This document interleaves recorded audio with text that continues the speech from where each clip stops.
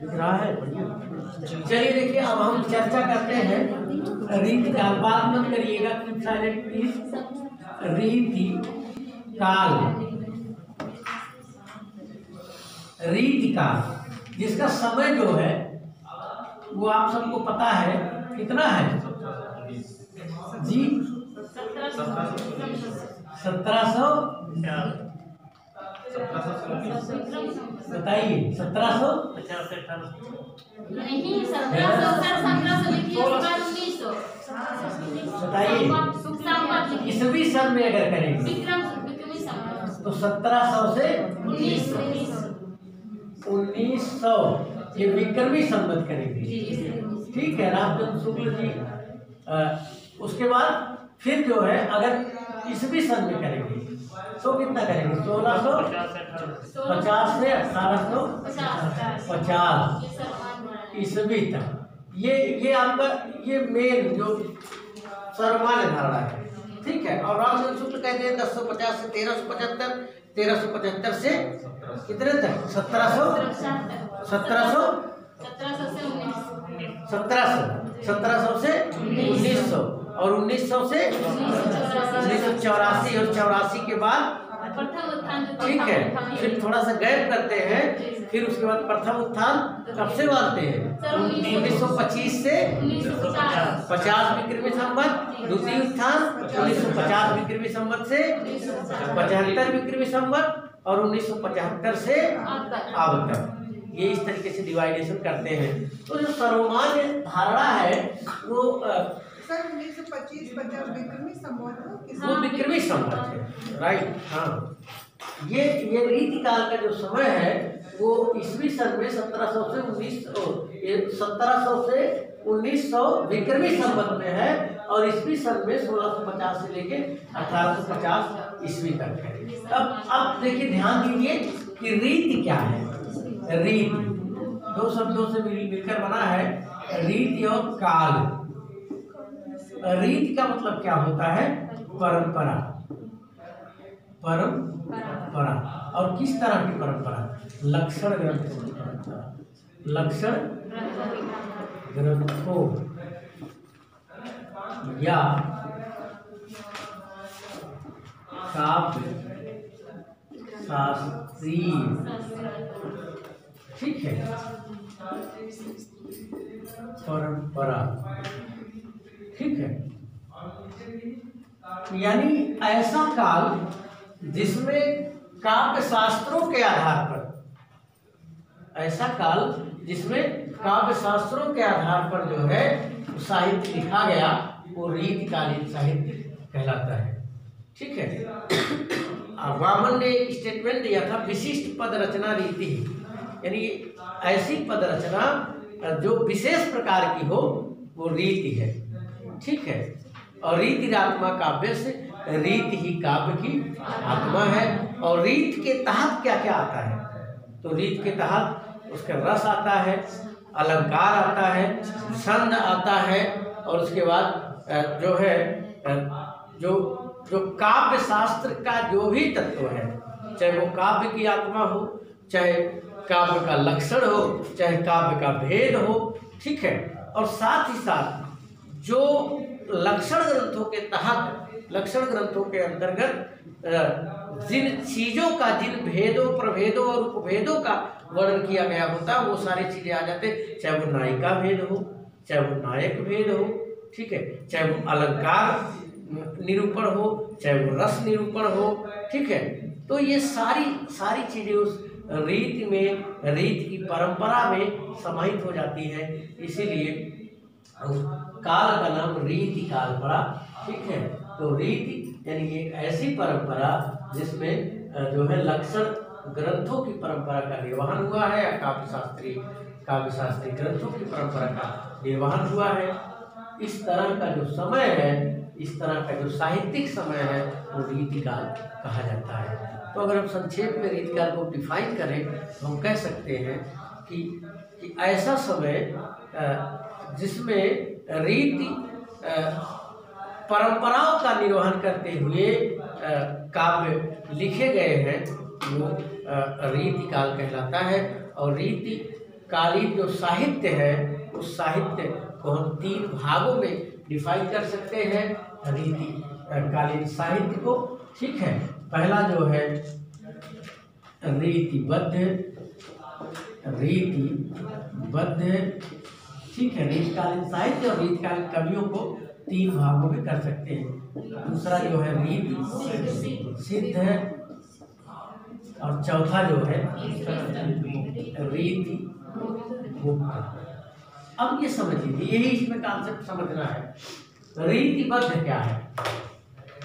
रीति यानी लक्षण ग्रंथों की या काव्य शास्त्रीय ग्रंथों की परंपरा से बद्ध में बधा हुआ, यानी ऐसे कवि या ऐसा साहित्य जो रीति की परंपरा से पूरी तरीके से बधा हुआ है, कंबाइंड है। ठीक है, वो रीतिबद्ध है। यानी ऐसे कवि, अब रीतिबद्ध कवि किसे कहेंगे, रीतिबद्ध साहित्य किसे कहेंगे, दोनों को डिफाइन करते चलते हैं। ऐसा साहित्य जो काव्य शास्त्रीय ग्रंथों की परंपरा से पूरी तरह बधा हुआ है वो रीतिबद्ध साहित्य कहलाता है। और रीतिबद्ध कवि कौन से कहलाते हैं? ऐसे कवि जो रीति की परिपाटी से बध करके काव्य साहित्य लेखन करते हैं, ठीक है, वो रीतिबद्ध कवि कहलाते हैं। जैसे और सरल शब्दों में अगर हम समझना चाहें तो ऐसे कवि जिन्होंने लक्षण ग्रंथ की परंपराओं का निर्वहन अपने काव्य में किया है, पूर्ण निर्वहन अपने काव्य में किया है, वो रीतिबद्ध कवि कहलाते हैं। जैसे कि आपके केशवदास जी हैं, ठीक है, पद्माकर हैं, भिखारी हैं, देव हैं, बिहारी, सॉरी बोलने क्यों लगती हो, पहले बिहारी नहीं है तो मामला जायका खराब हो जाता है। मतलब अपने आप को थोड़ा सा वो रखिए, ठीक है, अपनी भावनाओं को थोड़ा सा कंट्रोल में रखिए, ठीक, कंट्रोल योर इमोशन, ठीक, पूछा जाए फिर आप बताइए, फिर उसका अलग महत्व मिलता है, उसका अलग वेटेज मिलता है। डोंट माइंड माई लैंग्वेज, बस वो ध्यान न दीजिएगा, बट ये ठीक है।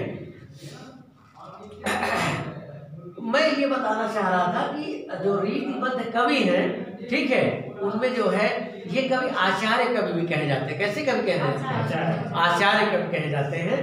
यानी इन्होंने जो है आचार्यत्व निरूपण के लिए, आचार्यत्व प्रदर्शन के लिए, अपनी अपनी जानकारी, अपनी विद्वता के प्रदर्शन के लिए जो है काव्य लेखन किया। यानी रीति की परंपराओं का पूरी तरह जितनी इनके अंदर क्षमता थी, जितनी कैपेसिटी थी, पूरा उड़ेल दिया है, ठीक है। और इसीलिए ये लोग कठिन काव्य के प्रेत तक भी साबित हो गए, ठीक है, ठीक है। इसीलिए उनको एक दायरे में कहीं न कहीं बांध के रख दिया गया कि ये श्रृंगारिक हैं, ये नायिका भेद के बड़े मस्त ज्ञाता है।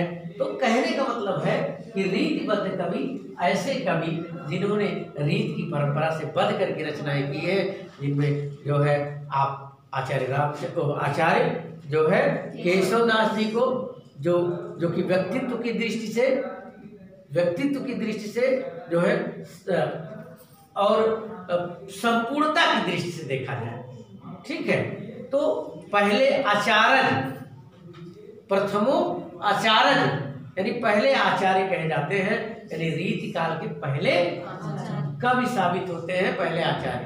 तो प्रश्न बनता है रीति काल का पहला कवि कौन है या पहला आचार्य कौन है? केशवदास, ठीक है। अब चिंतामणि भी आते हैं और मतीराम भी आते हैं, ठीक है। तो चिंतामणि जो है वो जो है पहली रचना करने के कारण, कालक्रम की दृष्टि से देखा जाए तो चिंतामणि पहले कवि है कि उनकी जो रचना है वो केशवदास से पहले आ गई थी।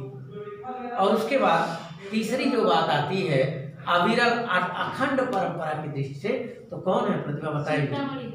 हाँ, अविरल अखंड परंपरा से चिंतामणि है। और ये वो जो है शुरुआत करने की परंपरा से कौन है? एक मिनट, शुरुआत करने की परंपरा से, देखिए ये 3 प्रश्न है। शुरुआत करने की परंपरा से कौन है? जी, किसकी? मतीराम, ओ कृपाराम।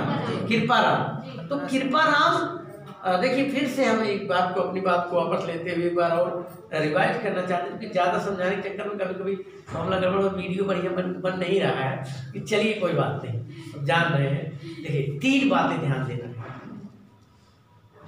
व्यक्तित्व की दृष्टि से, और जिनको सर्वमान्य रूप से सबने मान लिया, केशवदास, ठीक है, प्रथमो आचार्य, पहले आचार्य भी कहे जाते हैं।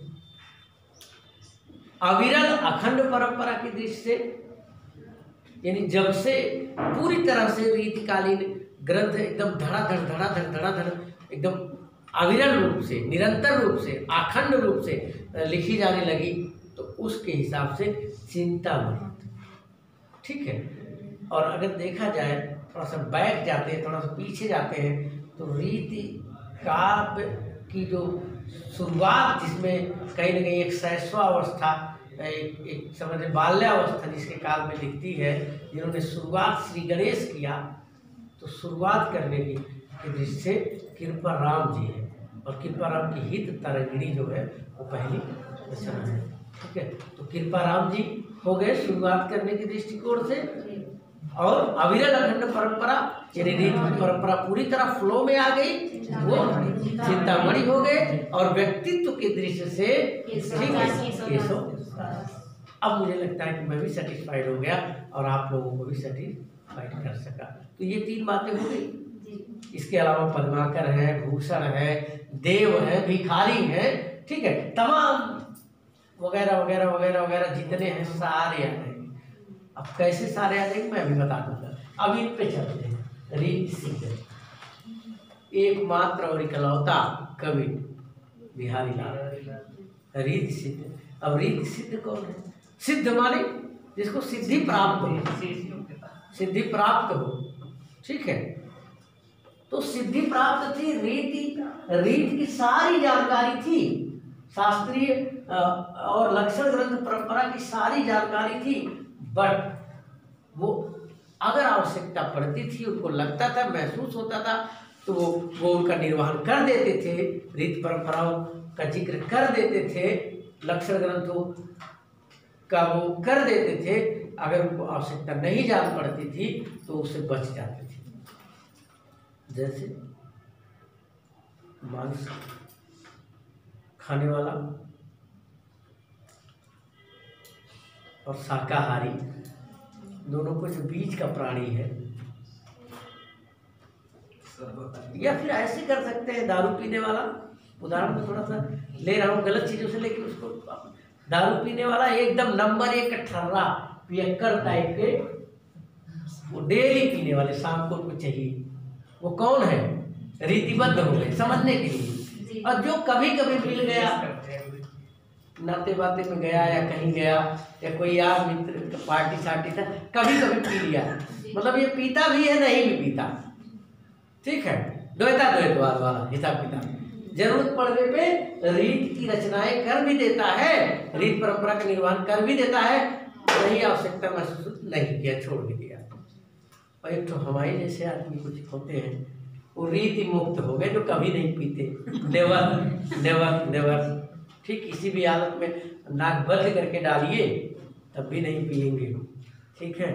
अब हमारे मित्र लोग रहा करते थे, तो जब कभी कभी पीते थे तो वो कहा करते थे कि आप भैया थोड़ा सा, तो हम टहल आते थे, तब तक आप कुछ बात कर लेते, और जैसे वो लोग पी चुके अगरबत्ती सुलगा देते थे, उसके बाद कहते सर आइए, फिर हम जाते थे, अरे यार ये तो महक रहा है कमरा, हाँ हमने सोचा कि अब आप आएंगे तब तक सब इस व्यवस्था सही कर देंगे। तो उनको पता था कि रीति मुक्त है, ठीक है, ये उस परंपरा का निर्वहन नहीं करते। तो मेरे कहने का मतलब है कि जो लोग रीत की परंपरा से बिल्कुल मुक्त हैं, उनको लक्षण ग्रंथों से कोई लेना देना नहीं, दूर दूर तक रिश्ता नहीं, वो अपने दिल की आवाज़ को केवल व्यक्त कर रहे हैं, ठीक है वो उसी काल में है, वो उसी टाइम पीरियड में जो है 1650 से लेकर 1850 के समय में ही जन्म हुआ है, लेकिन उनको जो है कहीं न कहीं ये लत नहीं लगी है, ठीक है। तो वो जो है रीति मुक्त है, और रीति मुक्त कवियों में घनानंद जी, बोधा जी, आलम जी, ठीक है, और एक आध दो नाम आप बता सकते, ठाकुर जी, ठीक है, एसेट्रा इत्यादि, ये सब आ जाते हैं। एकमात्र कवि जो है रीति सिद्ध कौन है? इकलौता कवि बिहारी लाल, यानी ये ऑलराउंडर है, इनको आप ऑलराउंडर कह सकते हैं, ठीक है। ये कि जरूरत के हिसाब से आपने देखे कट कहत नटत रिझत खिजत मिलत खलत लदियार, और भरे भवन में करत है नैन ही शोभा। पूछा भी गया था कि इसमें कितनी बार जो है वो क्या पूछा गया है जी ऐसे पूछा, हाँ इसमें प्रश्न में क्या पूछा गया था, इसमें कितनी बार टाका पड़ी ऐसे कुछ करके पूछा था। 7 बार था आंसर जी, 7 बार आंसर आया था। हाँ, तो देखिए कहत नटत अब इससे बड़ा रीत क्या हो सकता है? देखिए मतलब भले ही केशव वगैरह ने लिखा रीत की परंपरा का, लेकिन बिहारी ने जो दमदारी दिखा दी, थोड़े ही जो है एक ही रचना है मात्र बिहारी सप्तही कितने दो है 719, ठीक है, 719 जो है ज्यादा लोग मानते हैं, ज्यादा विद्वान, तो 719 दोहों का एक ऐसा संकलन बताया जाता है कि पूरे जो है यूरोपीय साहित्य में वो बिहारी समकक्ष सतसई के समक्ष कोई जो है उस तरह रचना नहीं है जिस तरीके से बिहारी। तो बिहारी लाल जी ने रीत का परंपरा का भी जबरदस्त निर्वहन किया, और जब नहीं मन कहा तो उन्होंने क्या किया, उपदेश भी दे डाला, नीति परक और शिक्षा परक, इस तरह की चीजें। तो आप ले लीजिए, मुझे लगता है कि कहत नतर रिझत खिझत मिलत खिलत लदियार, और भरे भवन में करत है नैनन हु शोभा, इससे बड़ा जबरदस्त रीति की परंपरा का निर्वहन बहुत कम, ऐसा नहीं कहूँगा कहीं नहीं मिलता, लेकिन बहुत कम जो है पंक्तियों में मिलता है। समयों में थोड़ा बताइएगा, ठीक है, 5 बज जाएगा तो इशारा कर दीजिएगा। बज गया 5-10 हो गया, नहीं तो 1 मिनट समय समेट देते, समेटना बहुत जरूरी।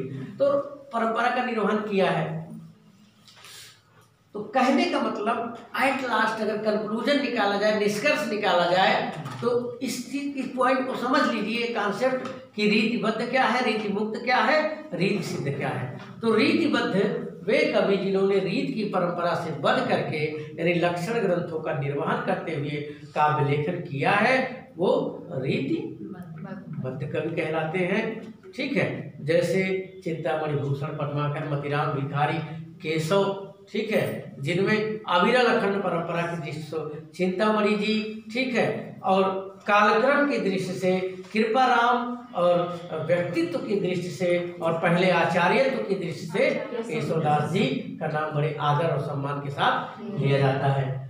फिर रीति सिद्ध कवि ऐसे कवि जिन्हें रीत की परंपरा में सिद्धि तो प्राप्त थी, लेकिन वो कोई जरूरी नहीं था कि आचार्यवंत निरूपण करने के लिए, अपनी विद्वता प्रदर्शित करने के लिए ही कर रहे हों। उनको अगर आवश्यकता महसूस हो जाती थी कि वो यहाँ जरूरी है तो वो कर दिया करते थे, वरना बच भी निकलते थे। तो ऐसे कवियों में एकमात्र बिहारी लाल जी आते हैं। और अगले कवि जो रीति की परंपरा से बिल्कुल बेखबर, बिल्कुल मुक्त होकर के न काव्य शास्त्री लक्षण ग्रंथों का ध्यान दिया, न कुछ, बस केवल अपने दिल की आवाज़। क्योंकि ये सारे लोग प्रेम में ठोकर खाए हुए थे, सारे लोग इश्क का दर्द जो है झेले थे, तो अपनी दिल की बातें बयां करते थे। अनुभव पर आधारित, अनुभव आधारित, अनुभव जन्य था। ये राजाओं के कहने पे नहीं, ये अपने आश्रयदाताओं के कहने पे नहीं, बल्कि जो है वो आप रहते भले दरबार में थे, लेकिन जब इनका मन करता था तो अपने मन के हिसाब से अपने मन की बातें लिखते थे। चाहे वो घनानंद जी हो, चाहे बोधा जी हो, चाहे आलम जी हो, चाहे ठाकुर जी हो, ठीक है, चाहे शेख जी हो, ठीक है। तो ये सारे कवि इसके अंतर्गत आते हैं। तो ये जो है हो गया आज का क्लास यहीं तक। अब रीति काल आगे हम कल कंटिन्यू करेंगे।